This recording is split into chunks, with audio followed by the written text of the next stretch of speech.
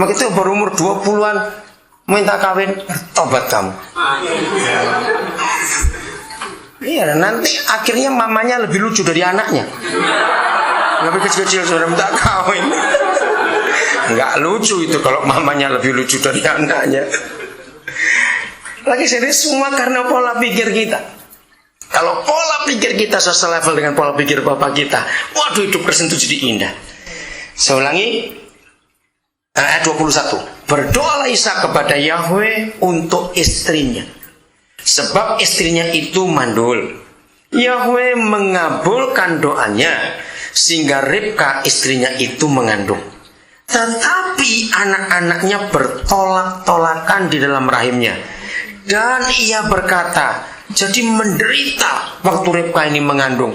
Zaman itu belum ada USG, jadi nggak tahu ini anak kenapa main bola dalam perut ini. Si Ribka betul-betul ngalami penderitaan yang luar biasa. 2 minggu ini kami jalan dengan 2 keluarga. Nah, satu keluarga itu istri baru hamil anak ketiga, kandungan sudah 7 bulan lebih. Nah, terus dia cerita satu hari, dia sampai kaget, demi kenapa? Bayinya itu nendang, pas kena diagramnya ini. Sakitnya luar biasa. Terus ditepuk-tepuk oleh bapaknya, "Dik, tenang, kenapa kamu?"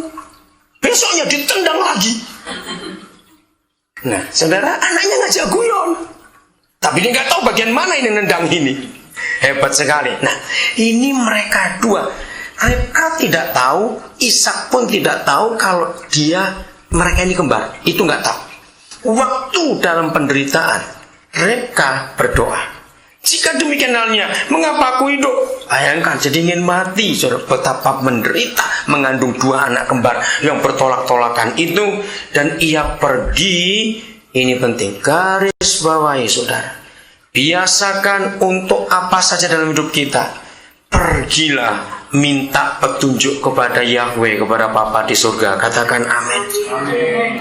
Saya beri tanda Kejadian 25. Nanti kita kembali ke situ. Saya ngajak saudara bukti yang lain. Mazmur 73.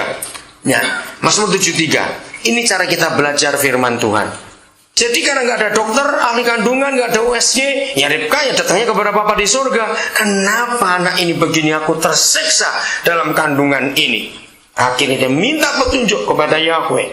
Mazmur 73. Kita semua tahu firman ini tentang Asaf itu bukan iri hati sebetulnya. Dia itu bertanya, ya. Ayat yang kedua saya baca. Tetapi aku, sedikit lagi maka kakiku terpeleset, nyaris aku tergelincir, sebab aku cemburu kepada pembual-pembual. Kalau aku melihat kemunculan orang-orang fasik, saya percaya sampai hari ini masih ada orang Kristen yang pernah ngomong seperti ini. Kenal itu jahat, orang itu penipu, kok sukses terus? Aku ini sembahyang tiap hari, puasa per bulan, kok begini? Ada yang pernah ngomong seperti itu? Ini jawabannya saudara. Sebab kesakitan tidak ada pada mereka. Ayat 4. Sehat dan gemuk tubuh mereka. Mereka tidak mengalami kesusahan manusia.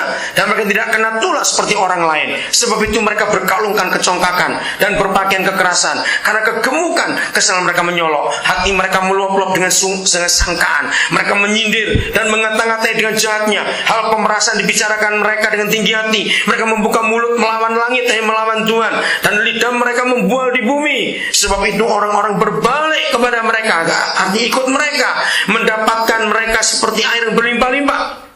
Dan mereka berkata, bagaimana Tuhan tahu hal itu? Adakah pengetahuan pada yang maha tinggi? Jahat sekali nih orang-orang, mengeledek Tuhan, menganggap Tuhan itu tidak ada, nggak ngerti apa-apa. Sesungguhnya itulah orang-orang fasik. Mereka menambah harta benda dengan senang selamanya. Sia-sia sama sekali. Nah ini dia, sia-sia sama sekali. Aku mempertahankan hati yang bersih, hati hidup sungguh-sungguh dengan Tuhan, dan membasuh tanganku tanda tak bersalah. Namun sepanjang hari aku kena tulah dan kena hukum setiap pagi. Seandainya aku berkata, aku mau berkata-kata seperti itu, artinya lebih baik jadi seperti orang itu aja, sukses hidupnya, daripada Kristen taat kepada Tuhan tapi begini. Seandainya aku berkata, aku mau berkata-kata seperti itu, maka sesungguhnya aku telah berkhianat kepada angkatan anak-anakmu. Ingat, orang-orang tua, apapun kita buat dampaknya ke anak-anak kita. Tetapi ketika aku bermaksud mengetahuinya. Jadi Asaf jawaban. Kok bisa orang dosa, jahat, pencuri semuanya kok sukses? Ketika aku bermaksud mengetahuinya, hal itu menjadi apa saudara? Kesulitan di mataku. Garis bawahi kalimat pertama ayat 17. Sampai aku masuk ke dalam tempat kudus Tuhan. Ngerti kata ini? Dalam segala hal carilah Tuhan. Amin. Ribka dalam keadaan panik kesakitan, dia berkeputusan mencari Tuhan. Asaf dalam pertanyaan hidupnya, kenapa begini? Sampai aku masuk dalam tempat kudus Tuhan. Gereja Tuhan, buatlah ini jadi sikap kita sehari-hari. Ada apa-apa kita tanya. Contoh yang ketiga, 2 Tawarikh pasal yang ke-20. Saya baca mulai ayat 2 sampai ayat yang ketiga.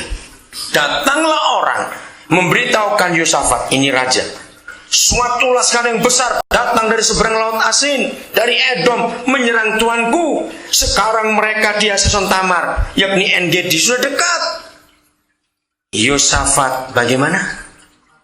Menjadi takut. Wajar, dia manusia. Walaupun dia raja, dia takut.